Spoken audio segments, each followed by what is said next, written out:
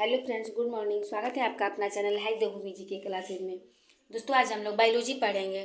पोषक पदार्थ, विटामिन और प्रोटोजोआ कवक द्वारा विषाणु द्वारा होने वाला जीवाणु द्वारा होने वाला रोग। अगर ये वीडियो आप लोग को पसंद आएगा तो प्लीज़ लाइक शेयर सब्सक्राइब कीजिएगा, साथ में दोस्तों के साथ शेयर भी कीजिएगा। दोस्तों, शरीर को ऊर्जा प्रदान करता है तो कार्बोहाइड्रेट। शरीर को ऊर्जा कौन प्रदान करता है दोस्तों? तो कार्बोहाइड्रेट। 1 ग्राम कार्बोहाइड्रेट से दोस्तों 4.2 कैलोरी प्राप्त होता है। 4.2 kg कैलोरी प्राप्त होता है 1 ग्राम कार्बोहाइड्रेट से। कार्बोहाइड्रेट का स्रोत अगर पूछे कि क्या क्या है तो गेहूं, चावल, आलू, शर्करा, मधु, शकरकंद और गाना, ये सब चीज़ों से हम लोग को कार्बोहाइड्रेट मिलता है। कार्बोहाइड्रेट सबसे, देखिए वसा जो है दोस्तों सबसे ज़्यादा ऊर्जा देता है। वसा जो है, वसा से हम लोग को ऊर्जा सबसे ज़्यादा मिलता है। 1 ग्राम वसा से 9.2 कैलोरी ऊर्जा प्राप्त होता है दोस्तों। परंतु सबसे जल्दी अगर हम लोग को ऊर्जा लेना है तो कार्बोहाइड्रेट जल्दी ऊर्जा देता है। वसा ज़्यादा देता है पर कार्बोहाइड्रेट जल्दी ऊर्जा देता है। तत्काल ऊर्जा के लिए हम लोग को कार्बोहाइड्रेट की ज़रूरत पड़ती है। खिलाड़ियों को तत्काल ऊर्जा के लिए कार्बोहाइड्रेट, तो इसीलिए ग्लूकोज को जल्दी से, मतलब खिलाड़ी लोग ग्लूकोज का ही सेवन करते हैं। कार्बोहाइड्रेट जल्दी मिलता है उससे ऊर्जा। प्रोटीन होता है जटिल कार्बनिक यौगिक। प्रोटीन क्या होता है दोस्तों? जटिल कार्बनिक यौगिक होता है। प्रोटीन शब्द का सर्वप्रथम प्रयोग किसने किया था पूछे तो जे बर्जेलियस ने। प्रोटीन का मूल स्रोत अगर पूछे दोस्तों को प्रोटीन का मूल स्रोत क्या है तो मटर, सोयाबीन, राजमा, चना, पनीर, मछली, अंडा, दूध। सोयाबीन में सबसे ज़्यादा प्रोटीन मिलता है दोस्तों। सोयाबीन में प्रोटीन बना होता है दोस्तों 20 प्रकार के अमीनो अम्ल से मिलकर प्रोटीन बनता है।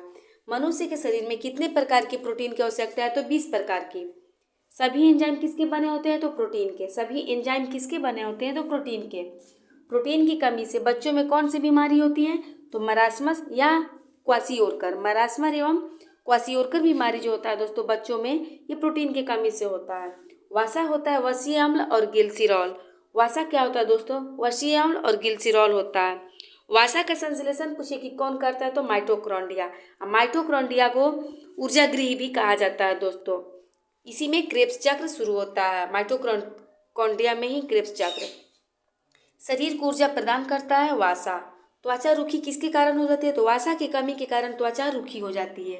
वसा का मूल स्रोत क्या है तो मक्खन और घी। और घी में 99% वसा मिलता है दोस्तों। दूध को पाश्चुरीकृत किया जाता है 62 डिग्री सेल्सियस पर।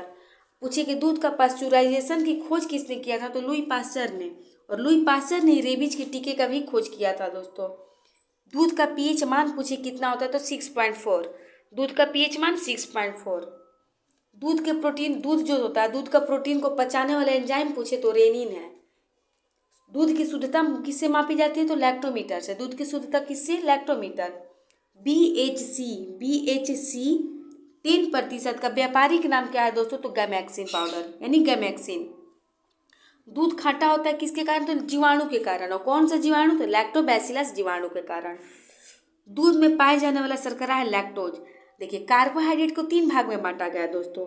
कार्बोहाइड्रेट को 3 भाग में, मोनोसैकेराइड, डाइसैकेराइड और पॉलीसैकेराइड।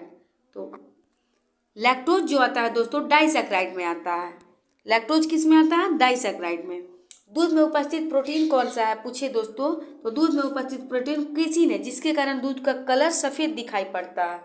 दूध से दही बनने में सहायक बैक्टीरिया कौन सा है तो लैक्टोबैसिलस बैक्टीरिया। घी और दूध का पीला रंग कैरोटीन के कारण और केसिन के कारण दूध का व्हाइट कलर। घी में वसा की मात्रा कितना होता है दोस्तों तो लमसम 99%। और दूध में वसा मापने का यंत्र पूछे तो ब्यूटायरोमीटर। ब्यूटायरोमीटर से वसा मापा जाता है दूध का। और शुद्धता पूछे तो लैक्टोमीटर से। अब हम लोग पढ़ेंगे विटामिन। विटामिन की खोज पूछे किसने किया था तो फंक ने। कब किया था तो 1911 में। विटामिन क्या होता है दोस्तों तो जटिल कार्बनिक यौगिक है। जल में देखिए विटामिन 2 भाग में बांटा गया है, जल में घुलनशील विटामिन और वसा में घुलनशील विटामिन। तो जल में घुलनशील विटामिन जो है दोस्तों बी और सी है। और वसा में पूछे तो ADE तथा K, इसको बोल सकते हैं एडेक, याद रहेगा आप लोग को। विटामिन ए तथा बी की खोज पूछे तो मैकुलन ने किया था। और विटामिन सी की खोज होलकट ने। विटामिन डी की खोज हॉपकिंस ने। विटामिन ए का रासायनिक नाम क्या है दोस्तों? रेटिनॉल। और विटामिन ए की कमी से रतौंधी रोग होता है और जीरोपैथेलेमिया रोग। जो कि आँख की बीमारी है। रतौंधी भी आँख की बीमारी है और जीरोपेथेलेमिया भी आँख की बीमारी है। गोल्डन राइस में विटामिन ए पाया जाता है दोस्तों, गोल्डन राइस में विटामिन ए। रतौंधी होता है विटामिन ए की कमी से। विटामिन ए का स्रोत क्या है तो दूध, अंडा, पनीर, गाजर, गाजर में भी विटामिन ए मिलता है। पका हुआ आम में भी विटामिन ए मिलता है। पका हुआ पपीता में भी विटामिन ए मिलता है। शरीर में विटामिन ए संचित कहाँ रहता है दोस्तों? यकृत में। शरीर में विटामिन ए कहाँ संचित रहता है? यकृत में। विटामिन B1 का रासायनिक नाम क्या है? थायमिन। बेरी बेरी रोग किससे होता है तो विटामिन B1 की कमी से। अगर पॉलिश किया हुआ चावल क्यों धो दिया जाता है तो धोने से उसका विटामिन B1 उसमें का ख़त्म हो जाता है दोस्तों। और विटामिन B1 मतलब धो देने से चावल का थोड़ा सा ख़त्म होता है। और बेरी बेरी विटामिन B1 की कमी से ही पॉलिश किया हुआ अगर चावल हम लोग खाएंगे तो बेरी बेरी रोग होगा। विटामिन B2 रासायनिक नाम राइबोफ्लाविन। विटामिन B2 का रासायनिक नाम राइबोफ्लाविन। B3 का रासायनिक नाम क्या है दोस्तों? तो B3 का रासायनिक नाम है नियासिन, जिससे कि पिलाग्रा रोग होता है। विटामिन B3 की कमी से कौन सा रोग? पिलाग्रा। विटामिन B6 का रासायनिक नाम क्या है तो पायरिडॉक्सिन। पायरिडॉक्सिन विटामिन B6 का रासायनिक नाम है। विटामिन B6 का रासायनिक नाम है बायोटिन, जिसके कमी से क्या होता है? बालों का झड़ना और लकवा। बालों का झड़ना और लकवा किससे होता है तो विटामिन B6 के कमी से। विटामिन B11 रासायनिक नाम फॉलिक अम्ल। विटामिन B11 का रासायनिक नाम क्या है दोस्तों? फॉलिक अम्ल। अब बायोटिन को H विटामिन भी बोला जाता है दोस्तों। B7 का रासायनिक नाम बायोटिन और इसको H विटामिन भी बोला जाता है। विटामिन B12 का रासायनिक नाम क्या है तो साइनोकोबाल्मिन और कोबाल्ट पाया जाता है विटामिन B12 में ही। विटामिन C का रासायनिक नाम एस्कर्बिक एसिड और विटामिन C के कमी से ही एस्कर्वी रोग होता है दोस्तों, जो कि मसूड़े में होता है। और विटामिन C जो है खट्टे पदार्थों में पाया जाता है, इसलिए दूध में नहीं पाया जाता, क्योंकि दूध अगर खट्टा हो जाएगा तो दही का रूप ले लेगा। तो विटामिन C दूध में नहीं पाया जाता है। पूछता है कि कौन सा विटामिन से घाव भरता है तो विटामिन C से। अगर सब्जी है उसको धो दीजिएगा तो सब्जी के मतलब कोई भी सब्जी उसमें अगर विटामिन C पाया जाता है तो उसको धोने से विटामिन C उसमें का खत्म हो जाता है। विटामिन C का स्रोत क्या है तो नींबू, संतरा और नारंगी। घाव भरने में सहायक vitamin vitamin C। Vitamin D का रासायनिक नाम कैल्सीफेरॉल है और विटामिन D को हार्मोन के रूप में भी उसका नामित किया जाता है उसको। रिकेट्स रोग पूछे किसके कमी से होता है तो विटामिन D के कमी से। और रिकेट्स को ही सूखा रोग बोलते हैं जो कि बच्चों में होता है। और वयस्क में बोले तो विटामिन D के कमी से ऑस्टियोमालेसिस रोग होता है। कौन सा तो ऑस्टियोमालेसिस रोग। विटामिन D का मुख्य स्रोत क्या है दोस्तों तो सूर्य का प्रकाश। विटामिन D में पाया जाता है कैल्सीफेरॉल। और विटामिन E का रासायनिक नाम पूछे तो टोकोफेरॉल और विटामिन E को ही ब्यूटी विटामिन भी कहा जाता है। और विटामिन E की कमी से नपुंसकता बीमारी होती है और जनन क्षमता की कमी करता है विटामिन E जो है। मतलब कि विटामिन E की कमी से जनन क्षमता में कमी आती है। विटामिन K का रासायनिक नाम पूछे दोस्तों तो फिलोक्विनोन। विटामिन K का रासायनिक नाम क्या है? फिलोक्विनोन। और रुधिर स्कंदन में, रुधिर को जमने में कौन मदद करता है तो विटामिन K रुधिर स्कंदन में। रक्त के थक्का बनाने में सहायक विटामिन है K। किस विटामिन का संश्लेषण मानव शरीर में होता है तो विटामिन D और K का। मानव शरीर में संश्लेषण होता है विटामिन D और K का। मछली के लीवर ऑयल में प्रचुरता होती है विटामिन A तथा D की। किसकी? तो विटामिन A तथा D की। अब हम लोग पढ़ेंगे दोस्तों प्रमुख ग्रंथियाँ। दोस्तों अगर ये वीडियो आप लोग को पसंद आएगा और आप लोग को लगे कि मेरे लिए लाभदायक है तो प्लीज़ लाइक कीजिएगा और शेयर भी, सब्सक्राइब भी साथ में। मास्टर ग्रंथि कहलाता है दोस्तों पीयूष ग्रंथि। और पीयूष ग्रंथि जो है दोस्तों मस्तिष्क के पीछे वाला हिस्सा में रहता है। पीयूष यानी पिट्यूटरी ग्रंथि का भार अगर पूछे तो 0.5 ग्राम होता है। सबसे छोटी अंतःस्रावी ग्रंथि पूछे दोस्तों तो पिट्यूटरी ग्रंथि है। सबसे बड़ी अंतःस्रावी ग्रंथि पूछे तो थायराइड ग्रंथि। पीयूष ग्रंथि पाई जाती है मस्तिष्क में। थायराइड ग्रंथि पाई जाती है गला में। थायराइड ग्रंथि कहाँ तो गला में। थायराइड ग्रंथि स्रावित करता है दोस्तों थायरॉक्सिन हार्मोन। थायराइड ग्रंथि कौन सा हार्मोन स्रावित करता है? थायरॉक्सिन। और थायराइड ग्रंथि से थायरॉक्सिन स्रावित करने हेतु उत्तेजित करने वाला हार्मोन कौन है तो TSH hormone. TSH hormone TSH को स्रावित करता है पीयूष ग्रंथि। कौन करता है? पीयूष ग्रंथि। थायरॉक्सिन क्या है दोस्तों तो आयोडीन युक्त अमीनो अम्ल है और थायरॉक्सिन की कमी से ही घेंघा रोग होता है, जिसकी आयोडीन की कमी हो जाता है, जिसके कारण क्या होता है? घेंघा रोग।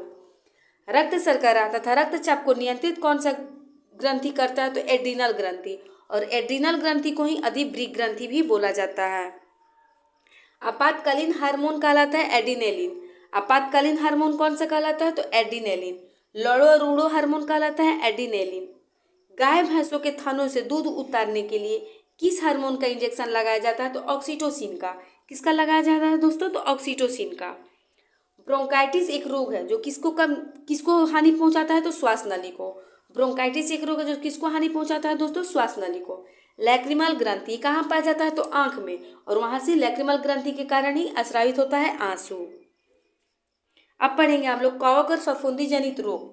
कवक और फफूंदी जनित रोग, देखिए दामा, एथलीट फुट, खाज, दाद, गंजापन आदि ये किसके द्वारा होता है पूछिए?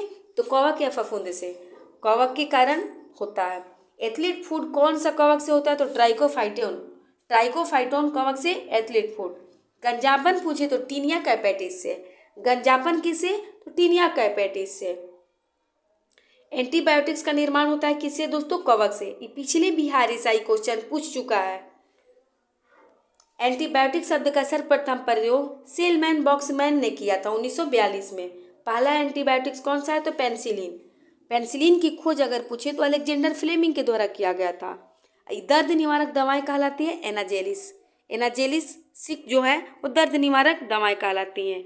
अब हम लोग पढ़ेंगे विषाणु जनित रोग।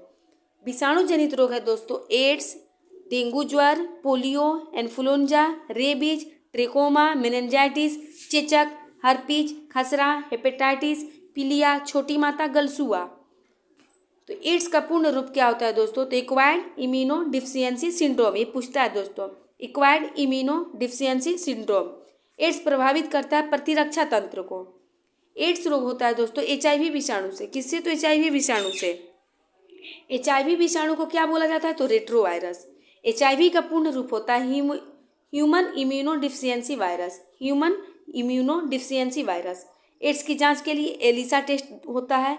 एलिसा का पूर्ण रूप होता है enzyme linked immunosorbent acid. Enzyme linked immunosorbent acid. विश्व एड्स दिवस मनाया जाता है दोस्तों 1 दिसंबर को। अब पोलियो के टीका का खोज पूछे तो जोनास साल्क। पोलियो ड्रग्स की खोज अल्बर्ट साइमन के द्वारा किया गया था। पोलियो ड्रग्स का खोज अल्बर्ट साइमन के द्वारा। पोलियो से प्रभावित अंग पूछे तो तंत्रिका तंत्र। साल्क टीका संबंधित है पोलियो से। साल्क टीका का आविष्कार अगर पूछे दोस्तों तो जॉन साल्क के द्वारा किया गया था। और विश्व पोलियो दिवस कब मनाया जाता है? तो 24 अक्टूबर को। कब? तो 24 अक्टूबर को। भारत में पल्स पोलियो कार्यक्रम की शुरुआत पूछे कब से हुआ था? तो 1995 में। WHO ने भारत को पोलियो मुक्त देश घोषित कब किया? तो 27 मार्च 2014 को पोलियो मुक्त कर दिया। चेचक होता है बेरियोला जोस्टर विषाणु से। बेरियोला जोस्टर विषाणु से क्या होता है? तो चेचक प्रभावित करता है दोस्तों पूरे शरीर को। चेचक के टीके का खोज पूछे तो एडवर्ड जेनर के द्वारा। विश्व से चेचक का उन्मूलन वर्ष 1980। विश्व से चेचक का उन्मूलन वर्ष दोस्तों 1980। सॉर्स क्या है? तो विषाणु जनित श्वसन रोग है। और सॉर्स का ही एक रूप था दोस्तों कोरोना वायरस। सॉर्स होता है कोरोना वायरस से। सॉर्स का पूर्ण रूप होता है sewer acute respiratory syndrome. Sewer acute respiratory syndrome. दोस्तों इस तरह आज हम लोग कवक फफूंद जनित रोग, विषाणु जनित रोग और विटामिन प्रमुख ग्रंथियां पढ़े। अगर ये वीडियो आप लोगों को पसंद आएगा तो प्लीज़ लाइक शेयर सब्सक्राइब कीजिएगा। थैंक्स दोस्तों।